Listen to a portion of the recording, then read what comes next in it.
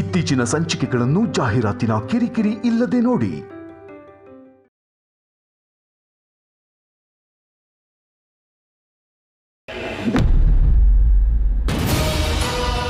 Sir, ನೀವು CO ಆಗಿದ್ದಾಗ ಯಾರೋ ಒಬ್ಬ ಡ್ರೈವರು ಮಧ್ಯಾಹ್ನ ಊಟ ಇಲ್ಲದೆ ಹತ್ಕೊಂಡಿದ್ದ, 45 ರೂಪಾಯಿ ಖರ್ಚಾಗುತ್ತೆ ಹೋಟ್ಲಲ್ಲಿ ಅಂತ. ಆವಾಗ ನೀವೊಂದು ಪಾಲಿಸಿ ತಂದ್ರಿ, ಎಲ್ಲ ಡ್ರೈವರ್ಗೂ 200 ರೂಪಾಯಿ ಊಟಕ್ಕೆ ಕೊಡಬೇಕು ಅಂತ. ಆದರೆ ನೀವೇ ಈಗ ಅಖಿಲಾಂಡೇಶ್ವರಿ ಮೇಡಮ್ಗೆ ಡ್ರೈವರ್ ಆಗಿದ್ದೀರಲ್ಲ ಸರ್.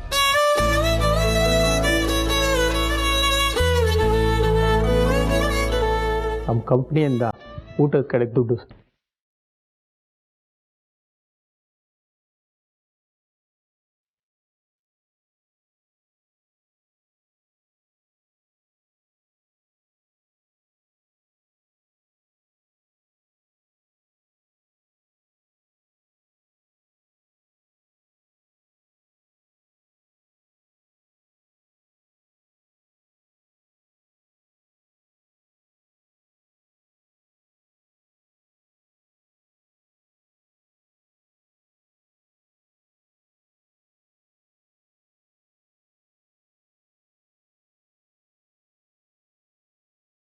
ಪಾಪ ಪಾರ್ವತಿ ಬಸ್ರಿ, ಈ ದುಡ್ಡಲ್ಲಿ ಅವಳಿಗೆ ಇಷ್ಟವಾದ ಹಣ್ಣು ತಗೊಂಡು ಹೋಗ್ತೀನಿ.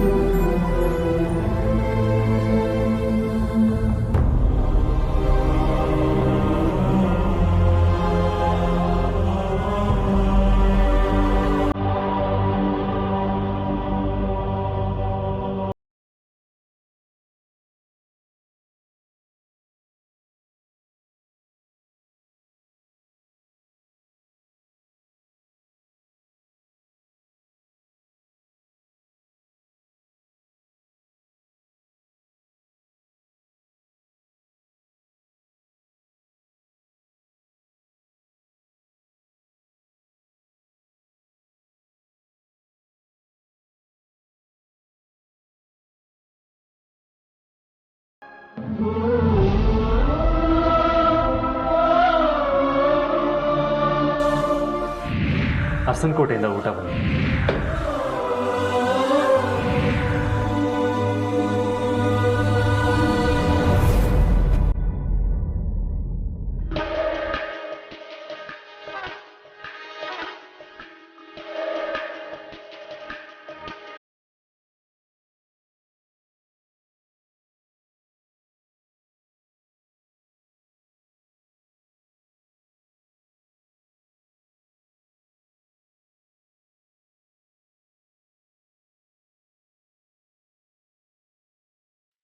ಊಟ ಮಾಡಿ ರಘು.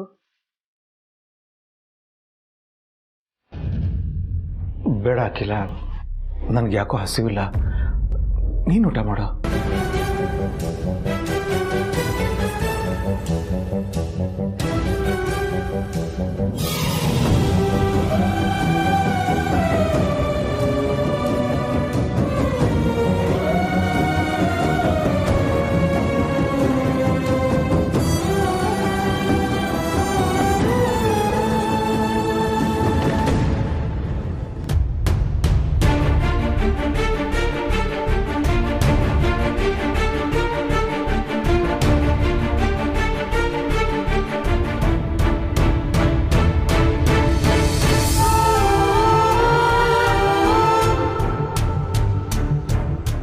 ಮತ್ತೆ ನಾವೆಲ್ಲರೂ ಕೂಡಿ ಬಾಳೋ ಕಾಲ ಅದು ಯಾವಾಗ ಬರುತ್ತೋ.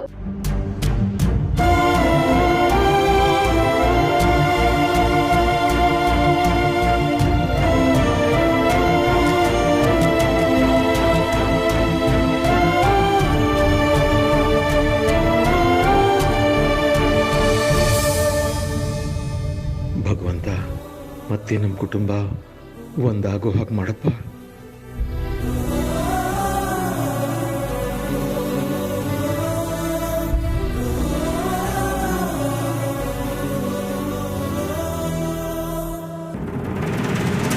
ಪ್ರತಿದಿನ ಆಫೀಸಿಂದ ಅತ್ಯಮ್ಮ ಬರೋ ಸಮಯ ಇದು. ಅವ್ರ ಜೊತೆಗೆ ಯಜಮಾನ್ರು ಬರ್ತಾರೆ ಅನ್ಸುತ್ತೆ.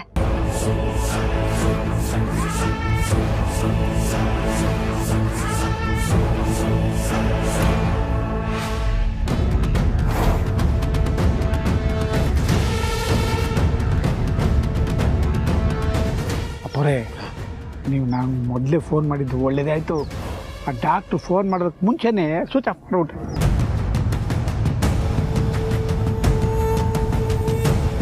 ಹನುಮಂತು, ಕೈ ಹೇಗಿದೆ ಈಗ? ಪರವಾಗಿಲ್ಲ ಅಮ್ಮರೇ. ನಿನ್ನ ಆರೋಗ್ಯ ವಿಚಾರಿಸೋಕ್ಕೆ ನಾನೇ ನಿಮ್ಮ ಮನೆಗೆ ಬರೋಣ ಅಂತಿದ್ದೆ. ನಾನು ನಮ್ಮ ಫ್ಯಾಮಿಲಿ ಡಾಕ್ಟರ್ ಸಿದ್ಧಾರ್ಥ್ಗೆ ನಿನ್ನ ಕಾಂಟ್ಯಾಕ್ಟ್ ನಂಬರ್ ಕೊಟ್ಟಿದ್ದೆ. ಅಂದರೆ ಅವ್ರ ಟ್ರೀಟ್ಮೆಂಟ್ ತುಂಬ ಚೆನ್ನಾಗಿರುತ್ತೆ. ಏನಾದರೂ ಅಡ್ವಾನ್ಸ್ಡ್ ಟ್ರೀಟ್ಮೆಂಟ್ ಕೊಟ್ಟು ನೀನು ಬೇಗ ಹುಷಾರಾಗೋ ಹಾಗೆ ಮಾಡೋಕ್ಕಾಗುತ್ತಾ, ಬೇಕಾದರೆ ಹಾಸ್ಪಿಟ್ಲಿಗೆ ಅಡ್ಮಿಟ್ ಮಾಡ್ಕೊಳ್ಳಿ ಅನ್ನೋ ಕಾರಣಕ್ಕೆ ಫೋನ್ ಮಾಡಿದ್ದೆ.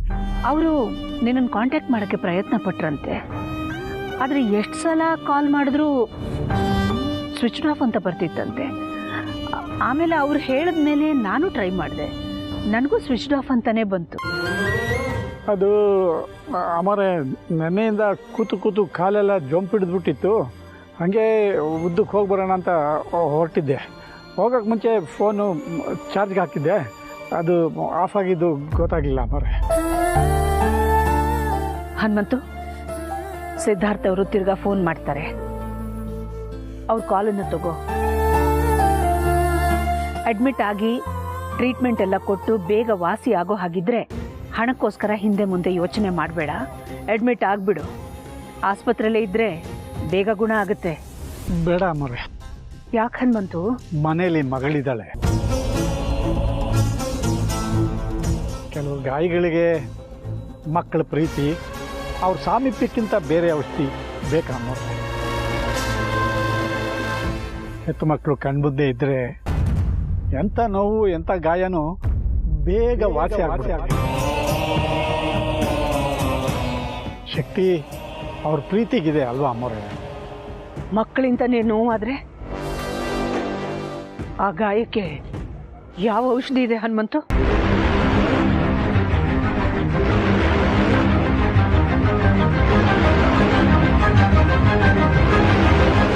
ಇವತ್ತು ಇನ್ನೆಲ್ಲಾದರೂ ಹೋಗೋದಿದೆಯಾ ಸರ್?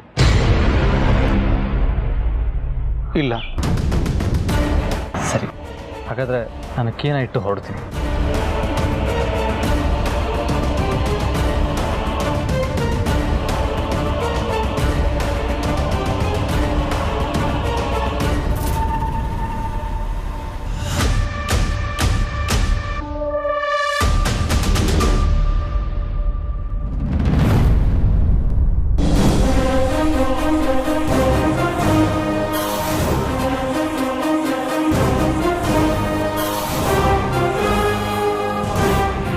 ಉಸಿರಿರೋವರೆಗೂ ಈ ಮನೆ ಹೊಸಲು ತುಳಿಬಾರ್ದು.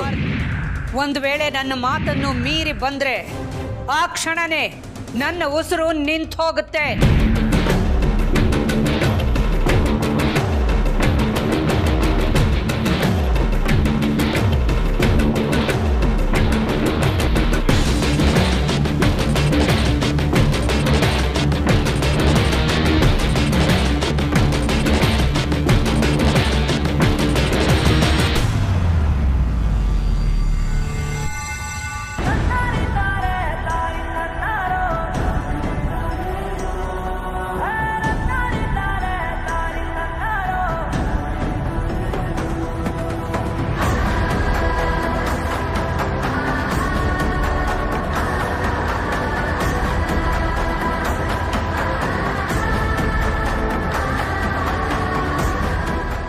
ಸರ್ತಿ, ಈ ಕೀನ ಮನೆಯೊಳಗೆ ಇಟ್ಬಿಡ್ತೀರಾ ಪ್ಲೀಸ್? ನಾಳೆ ಬೆಳಗ್ಗೆ ಚೆನ್ನಪ್ಪನ ಹತ್ರ ಹೇಳಿ ನಾನು ತರಿಸ್ಕೊತೀನಿ. ಬರ್ತೀನಪ್ಪ.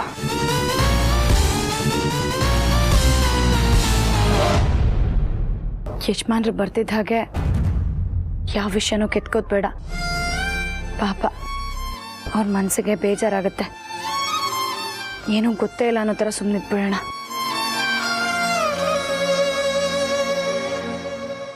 ಹನುಮಂತ, ಮಗ ಮನೆ ಬಾಗಿಲವರೆಗೂ ಬಂದು ಹೊಸಲು ದಾಟಿ ಒಳಗೆ ಹೋಗದೇ ಇರೋಂಥ ಪರಿಸ್ಥಿತಿ ಬಂದ್ಬಿಡ್ತಲ್ಲ.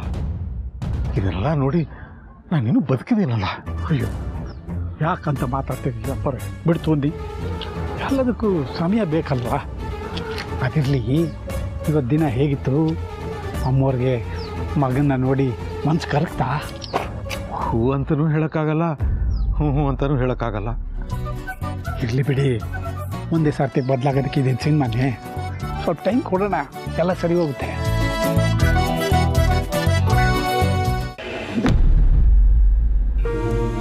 ಅಪ್ಪ, ಇಲ್ಲಿಗೆ ಬರ್ತೀನಿ ಅಂತ ಹಠ ಹಿಡಿದು ಕೂರಬೇಡಿ. ನೀವು ಮೊದಲೇ ನಿಮ್ಮ ಆರೋಗ್ಯ ಸರಿ ಇಲ್ಲ.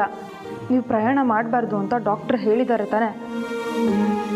ನೀವು ಇಲ್ಲಿಗೆ ಬರೋದನ್ನು ತಡೆಯೋದಕ್ಕೆ ಅಜ್ಜಿಯನ ಹತ್ರ ಹೇಳಿದ್ದು ನಾನೇ. ಮೊದಲು ನಿಮ್ಮ ಆರೋಗ್ಯ ಸರಿ ಹೋಗಲಿ, ಆಮೇಲೆ ನಾನೇ ನಿಮಗೆ ಫೋನ್ ಮಾಡಿ ಯಾಕೆ ಇನ್ನೂ ಇಲ್ಲಿಗೆ ಬಂದಿಲ್ಲ ಅಂತ ಜಗಳ ಮಾಡ್ತೀನಿ. ಅಲ್ಲಿ ತನಕ ನೀವು ಇಲ್ಲಿ ಬರೋ ಮಾತೇ ಆಡೋಂಗಿಲ್ಲ, ಸರಿನಾ? ಇಲ್ಲಿ ನನ್ನನ್ನು ಅತ್ತೆ ಮಾವ ಎಲ್ಲರೂ ತುಂಬ ಚೆನ್ನಾಗಿ ನೋಡ್ಕೊಳ್ತಾ ಇದ್ದಾರೆ. ನನಗೋಸ್ಕರ ಅಂತ ಒಬ್ಬ ನರ್ಸ್ನೂ ಅಪಾಯಿಂಟ್ ಮಾಡಿದ್ದಾರೆ.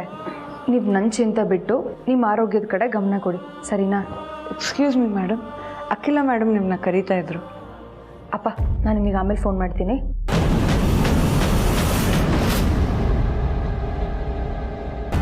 ಪಾರು ಪಾರು ಪಾರು ಯಜಮಾನ್ರೆ ಬಂದ್ರಾ? ಕೊಡಿ ಇಲ್ಲಿ. ಹೋಗಿ ಬಟ್ಟೆ ಬದಲಾಯಿಸಿ ಕೈಕಾಲು ಮುಖ ತೊಳ್ಕೊಂಡು ಬನ್ನಿ. ನಾನು ಹೋಗಿ ಕಾಫಿ ಮಾಡ್ಕೊಂಡು ಬರ್ತೀನಿ. ಬೈಲ್ ಕೂತ್ಕೋ ಕೂತ್ಕೋ. ನೀನು ಬೆಳಗ್ಗೆಯಿಂದ ಮನೆ ಕೆಲಸ ಮಾಡಿ ಸಾರ್ಥಿಗೆ ಆರೈಕೆ ಮಾಡಿ ತುಂಬ ಸುಸ್ತಾಗಿರ್ತೀಯಾ? ಸಾರ್ಥಿನೂ ಬಂದ್ಬಿಡ್ಲಿ, ನಾನೇ ಎಲ್ಲರಿಗೂ ಸರಿ ಕಾಫಿ ಮಾಡ್ತೀನಿ. ಬೆಳಗ್ಗೆಯಿಂದ ಹೊರಗಡೆ ನೀವು ಕೆಲಸ ಮಾಡ್ಕೊಂಡು ಬಂದಿದ್ದೀರಾ, ಈಗ ಮನೆಗೆ ಬಂದ್ಮೇಲೂ ನಾನು ಕೆಲಸ ಮಾಡಬೇಕು ಅಂದರೆ ಹೇಗೆ ಬಿಡಲಿ? ನಾನು ಮನೆ ಕೆಲಸ ಮಾಡೋದು ನೋಡೋದಕ್ಕೆ ಕಷ್ಟ ಆದರೆ ಅದಕ್ಕೆ ಫೀಸ್ ಅಂತ ಕೊಡು.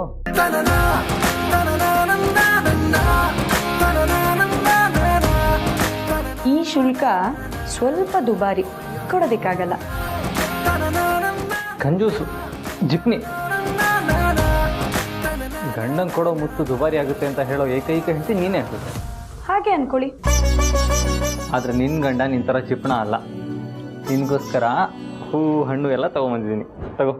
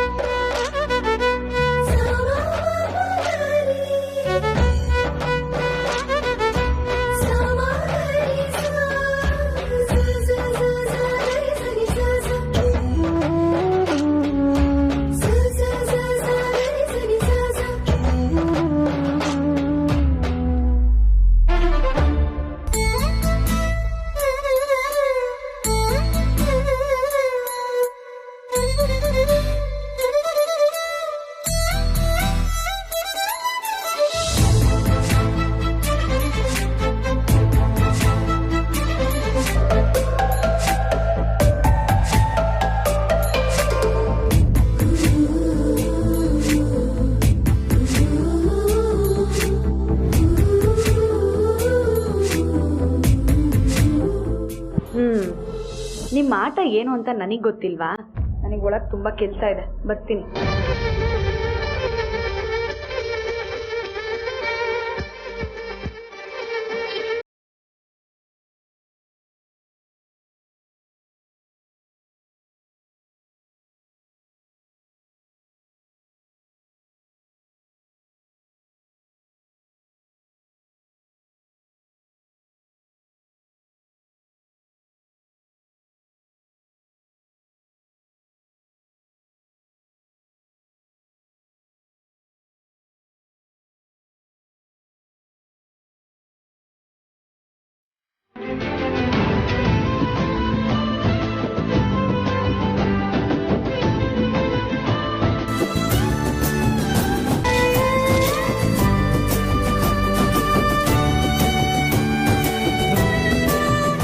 ಯಜಮಾನ್ರೆ, ಈ ಮುತ್ತಿನ ವಿಷಯದಲ್ಲಿ ನಾನು ನಿಮ್ಗೊಂದು ವಿಷಯ ಹೇಳೋದ ಮರ್ತೋಗ್ಬಿಟ್ಟೆ. ಇವಾಗಲೇ ಹೇಳಬೇಕಿತ್ತಾ? ಹ್ಞೂ, ಹೇಳೋಗಿ. ಏನ್ ಗೊತ್ತಾ, ನಾಳೆ ನನ್ನ ಮೈದ್ನ ದುಬೈಯಿಂದ ಬರ್ತಾ ಇದ್ದಾರೆ. ಏನು, ಪ್ರೀತು ಬರ್ತಾ ಇದ್ದಾನ? ಎಂತ ಒಳ್ಳೆ ಸುದ್ದಿ ಹೇಳಿದೆ ಪಾರು. ಯಾವತ್ತೂ ಅವನ್ನ ಇಷ್ಟು ದಿನ ಬಿಟ್ಟಿರಲೇ ಇಲ್ಲ. ಅವನ್ನ ಯಾವಾಗ ನೋಡ್ತೀನಿ ಅಂತ ಅನಿಸ್ಬಿಟ್ಟಿದೆ. ಯಾಕೆಂದರೆ ಅವನು ಬರೀ ನನ್ನ ಒಡ ಹುಡ್ತವನಲ್ಲ, ನನ್ನ ಮಗನ ಥರ. ಆದರೆ ಆ ಮಗುನೇ ಇವತ್ತು ಒಂದು ಮಗು ತಂದೆ ಆಗ್ತಾ ಇದ್ದಾರೆ. ಹೀಗೆ ಪ್ರೀತು ಹತ್ರನೂ ತಮಾಷೆ ಮಾಡಿಕೊಂಡು ಮುಕ್ತವಾಗಿ ಮಾತಾಡೋಕ್ಕೆ ಅವಕಾಶ ಇದ್ದಿದ್ರೆ ಎಷ್ಟು ಚೆನ್ನಾಗಿರ್ತಿತ್ತಲ್ವ ಫಾರು? ನಾವು ಇದುವರೆಗೂ ಯಾರಿಗೂ ಅನ್ಯಾಯ ಮಾಡಿಲ್ಲ. ಆ ದೇವರು ನಮಗೂ ಅನ್ಯಾಯ ಆಗೋಗಿ ಬಿಡಲ್ಲ. ನಾವು ಆ ಮನೆಯಿಂದ ಬಂದಿದ್ದ ಉದ್ದೇಶದ ಹಾದಿಲೇ ಇದ್ದೀವಿ. ಎಲ್ಲ ಸರಿ ಹೋಗಿ ನಾವು ಮತ್ತೆ ಅರಸನಕೋಟೆಗೆ ಹೋಗೋ ಹಾಗಾಗಲಿ, ನಾವೆಲ್ಲರೂ ಒಟ್ಟಿಗೆ ಒಂದೇ ಮನೇಲಿ ಇರೋ ಹಾಗಾಗಲಿ ಅಂತ ಆ ದೇವ್ರ ಹತ್ರ ಹರಕೆ ಹೊತ್ಕೊಂಡಿದ್ದೀನಿ ಯಜಮಾನ್ರೆ. ಆ ದೇವ್ರ ಮೇಲೆ ನಂಬಿಕೆ ಇಡೋಣ.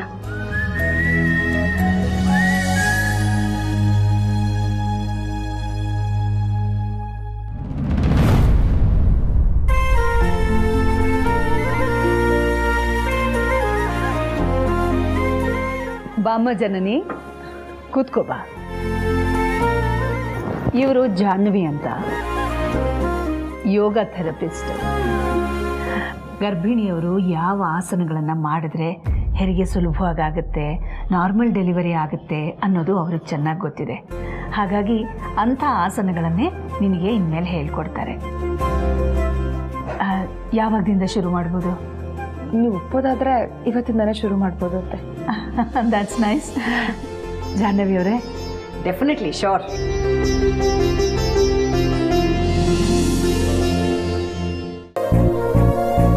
ಈಗ ಸರಳವಾಗಿರೋ ಒಂದು ಪ್ರಾಣಾಯಾಮ ಮತ್ತೆ ಆಸನ ಹೇಳ್ಕೊಡ್ತೀನಿ. ಆಮೇಲೆ ಹೋಗ್ತಾ ಹೋಗ್ತಾ ಹೋಗ್ತಾ ಬೇರೆ ಬೇರೆ ಆಸನಗಳನ್ನು ಹೇಳ್ಕೊಡ್ತೀನಿ. ಸ್ಟಾರ್ಟ್ ಮಾಡೋಣ. ಕೂತ್ಕೊಳ್ಳಿ, ಕಂಫರ್ಟಬಲ್ ಆಗಿ ಕೂತ್ಕೊಳ್ಳಿ. ಆರಾಮ್ಸೆ ಸುಖಾಸನ, ಆರಾಮಾಗಿ ಕೂತ್ಕೊಳ್ಳೋದು. ಓಕೆ, ರಿಲ್ಯಾಕ್ಸ್ ಆಗಿ. ಫಸ್ಟು ಏನು ಟೆನ್ಷನ್ ಬೇಡ.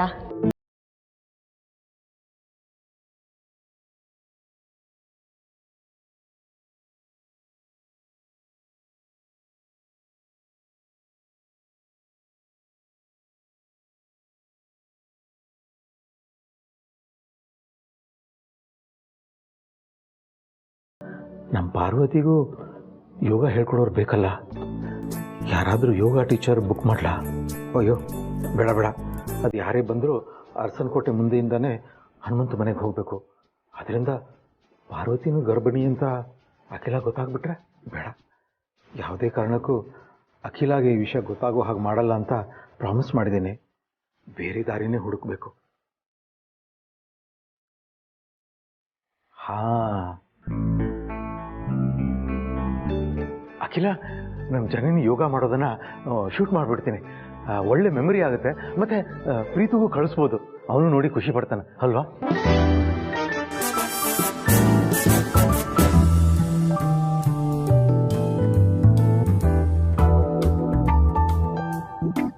ಆಹಾ ಮಾವ, ಅಕ್ಕಂಗೆ ಡ್ರೈ ಫ್ರೂಟ್ಸ್ ಉಂಡೆ ತಗೊಂಡೋಗಿ ಕೊಟ್ಟಿದ್ದಾಯ್ತು, ಬಾದಾಮಿ ಹಾಲ್ಗೆ ಕಲ್ ಸಕ್ಕರೆ ಹಾಕಿದ್ದನ್ನು ತಗೊಂಡೋಗಿ ಕೊಟ್ಟಿದ್ದು ಆಯ್ತು.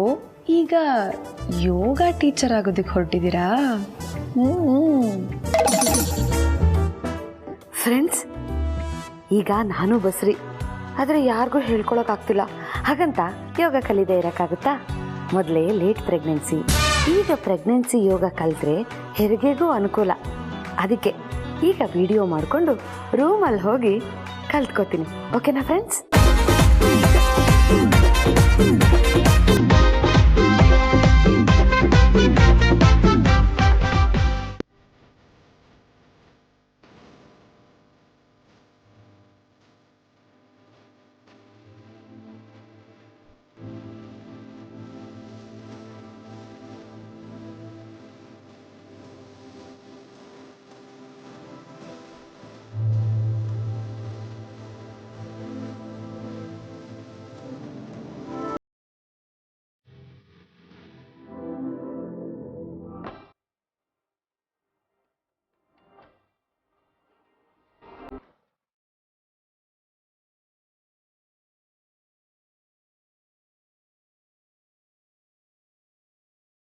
ಓಕೆ, ನೆಕ್ಸ್ಟು ಈಗ ಬ್ರೀದಿಂಗ್ ಎಕ್ಸಸೈಸ್ ಆಯಿತು.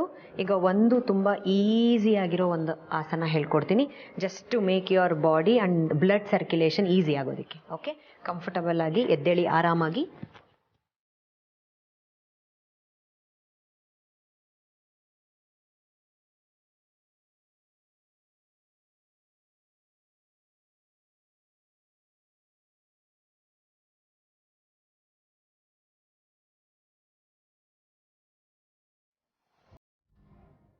ರಿಲ್ಯಾಕ್ಸ್. ಆದರೆ ಇನ್ನೊಂದ್ಸಲ ಪ್ರಾಕ್ಟೀಸ್ ಮಾಡಿ ನೆಕ್ಸ್ಟ್ ಕ್ಲಾಸಲ್ಲಿ ಮಿಕ್ಕಿದ್ದನ್ನು ಹೇಳ್ಕೊಡ್ತೀನಿ.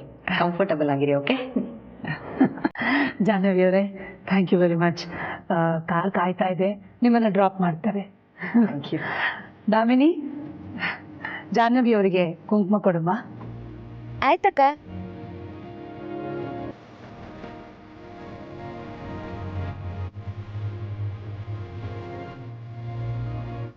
ಸುಸ್ತಾಗಿಲ್ಲ ತಾನೇ?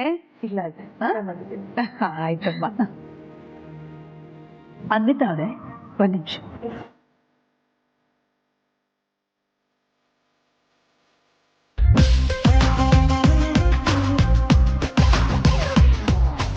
ಮಾವ, ವಿಡಿಯೋ ಚೆನ್ನಾಗಿ ಬಂತಾ? ಸೂಪರ್. ಏನು ಅಕ್ಕಂಗೆ ಯೋಗ ಕಲಿಸ್ಕೊಡೋ ಆಸೆನಾ? ಆಯ್ತಾಯ್ತು, ಕಲಿಸ್ಕೊಡಿ. ಆದರೆ ಮೊದಲು ನೀವು ಸರಿಯಾಗಿ ಕಲಿತು ಆಮೇಲೆ ಅಕ್ಕಂಗೆ ಕಲಿಸ್ಕೊಡಿ. ನಮ್ಮ ಅಕ್ಕ ಹುಷಾರು. ಆಮೇಲೆ ಏನಮ್ಮ ಹಂಗೆ ಹೇಳ್ತೀಯ ನೀನು? ನಿನಗೆ ನಿನ್ನ ಅಕ್ಕನ ಮೇಲೆ ಎಷ್ಟು ಅಕ್ಕರೆ ಇದೆಯೋ ಅಷ್ಟೇ ಎಚ್ಚರಿಕೆ ನಾನು ವಹಿಸ್ತೀನಿ. ಎಂಥ ಇಂಪಾರ್ಟೆಂಟ್ ಪ್ರಾಜೆಕ್ಟು, ಯೋಗ ಟೀಚರ್ ಪ್ರಾಜೆಕ್ಟ್. ನೆಗ್ಲಿಜೆನ್ಸ್ ಮಾಡೋಕ್ಕಾಗುತ್ತಾ? ನಾನು ಹಿಂಗೆ ಹೋಗಿ ಹಿಂಗೆ ಬರ್ತೀನಿ, ಹಿಂಗೆ ಹೋಗಿ ರೆಸ್ಟ್ ಮಾಡಮ್ಮ. ಸರಿ. ಈ ಕ್ಷಣದಿಂದ ನನ್ನ ಹೊಸ ಪ್ರಾಜೆಕ್ಟ್ ಯೋಗ ಟೀಚರ್ ಶುರು.